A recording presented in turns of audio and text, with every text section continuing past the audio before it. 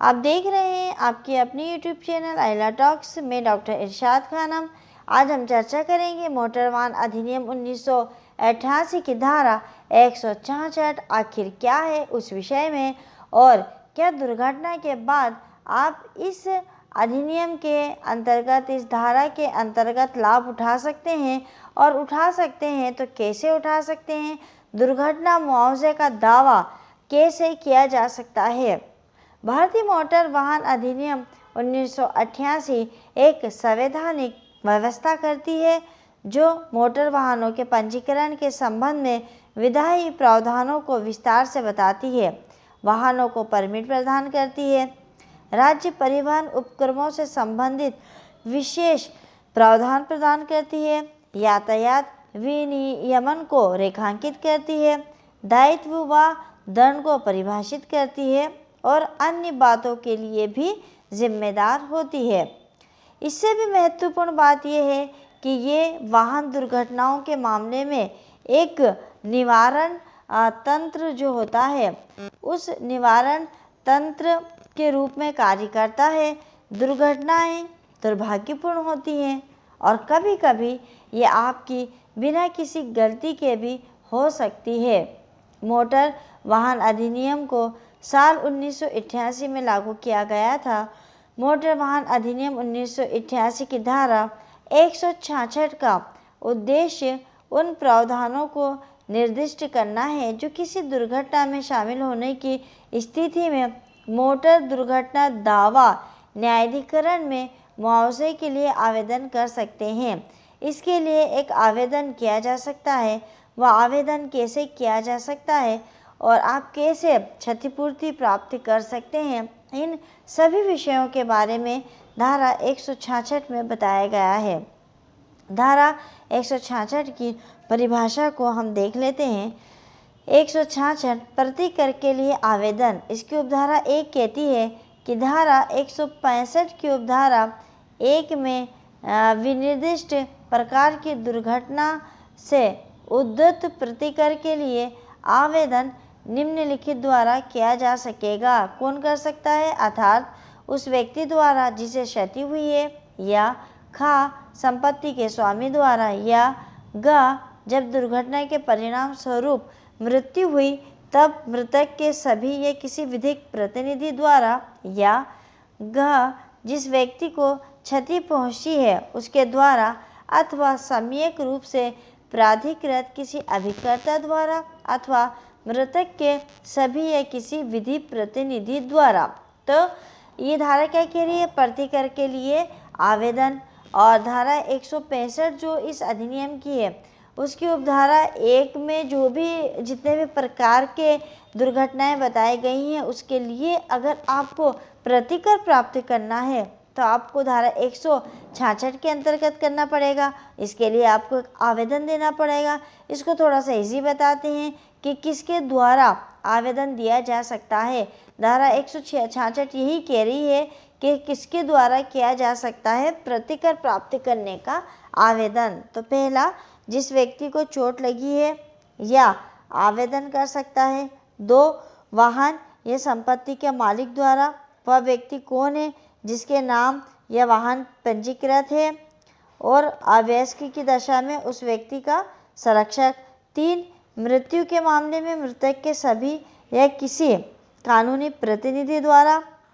4, घायल व्यक्ति या मृतक के सभी या किसी भी कानूनी प्रतिनिधि द्वारा, विधिवत अधिकृत किसी भी एजेंट द्वारा।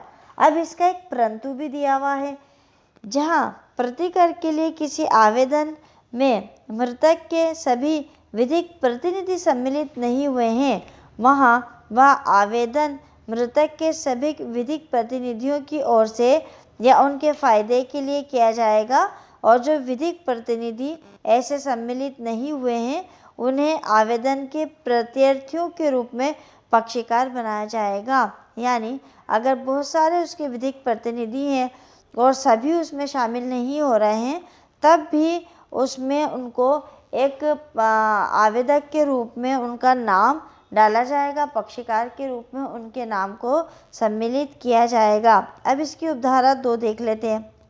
उपधारा 1 के अधीन प्रत्येक आवेदन दावाकर्ता के विकल्प पर उस दावा अधिकरण को जिसकी उस क्षेत्र पर अधिकारिता थी जिसमें दुर्घटना हुई है, अथवा उस दावा अधिकरण को जिसके अधिकारिता की स्थानीय सीमाओं के भीतर दावाकर्ता निवास करता है या कारोबार करता है, अथवा जिसकी अधिकारिता की स्थानीय सीमाओं के भीतर प्रतिवादी निवास करता है, किया जाएगा और ऐसे प्रारूप में होगा और उसमें ऐसी विशिष्टियाँ होंगी जो विहित की जाएं।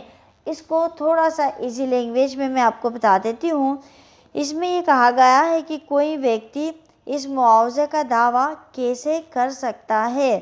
तो वोटर वाहन अधिनियम 1988 की धारा 166 के तहत कोई भी व्यक्ति जो दुर्घटना में शामिल है वह निम्नलिखित में स्थित एक न्यायाधिकरण में मुआवजे के लिए दावा कर सकता है। पहला, दावा अधिकरण को उस क्षेत्र पर क्षेत्राधिकार होना चाहिए जिसमें दुर्घटना हुई, या स्थानीय सीमाओं के भीतर दावा अधिकरण को जिसके अधिकार क्षेत्र में दावेदार रहता है या व्यवसाय पर किया जाता है, या जिसके अधिकार क्षेत्र की स्थानीय सीमाओं के भीतर प्रतिवादी रहता है।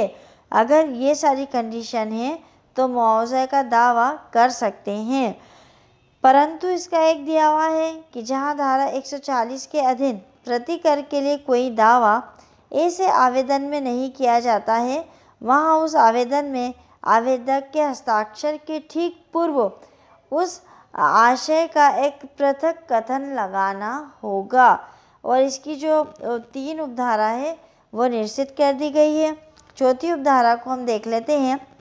दावा अधिकरण धारा 158 की उपधारा 6 के अधीन उसकी भेजी गई दुर्घटनाओं की किसी रिपोर्ट को इस अधिनियम के अधीन प्रति कर के आवेदन के रूप में मानेगा। अब कोई व्यक्ति उस मुआवजे का दावा कैसे कर सकता है? तो मोटर वाहन अधिनियम 1988 की धारा 166 के तहत कोई भी व्यक्ति जो दुर्घटना में शामिल है वह निम्नलिखित में स्थित एक न्यायाधिकरण में मुआवजे के लिए दावा कर सकता है। वो कौन से न्यायाधिकरण में दावा लगाएगा? तो दावा न्यायाधिकरण के उस क्षेत्र पर क्षेत्राधिकार होना जिसमें दुर्घटना हुई हो। जहां दुर्घटना हुई हो उस न्यायाधिकरण में वो लगा सकता है। स्थानीय सीमाओं के भीतर दावा अधिकरण को जिसके अधिकार क्षेत्र में दावेदार रहता हो, जहां दावेदार रहता है उस एरिया में उस क्षेत्राधिकार के भीतर भी वो लगा सकता है। व्यवसाय पर किया जाता है जिसके अधिकार क्षेत्र की स्थानीय सीमाओं के भीतर प्रतिवादी रहता है।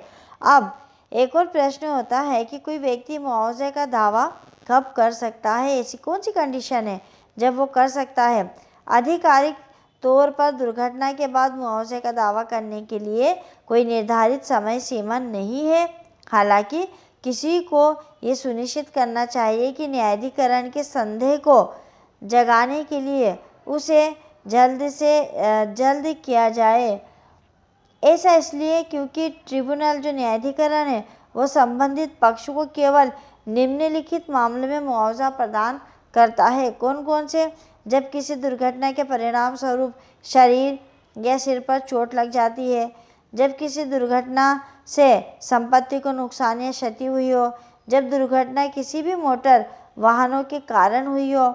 एक मामला है जो दिल्ली पुलिस ने जून 2019 में राजेश त्यागी बनाम रणवीर सिंह के मामले में दिल्ली उच्च न्यायालय के निर्देशों पर मोटर वाहन अधिनियम की धारा 158(6) को लागू करने के लिए विभिन्न कदम उठाए गए थे। अब एक महत्वपूर्ण बात और है कि कौन से दस्तावेज का दावा याचिका के साथ होना चाहिए, यानी ऐसे कौन से दस्तावेज हैं जो याचिका लगाते समय आपको लगाने होंगे। तो सबसे पहला, दुर्घटना के संबंध में दर्ज प्राथमिकी की जो FIR आपने कराई है उसकी प्रतिलिपि यदि कोई हो, उसकी कॉपी यदि आपके पास हो। दूसरा, MLC पोस्टमार्टम रिपोर्ट, मृत्यु रिपोर्ट की प्रति, जैसा भी मामला हो उस हिसाब से। तीसरा, मौत के मामले में दावेदारों और मृतकों की पहचान के दस्तावेज।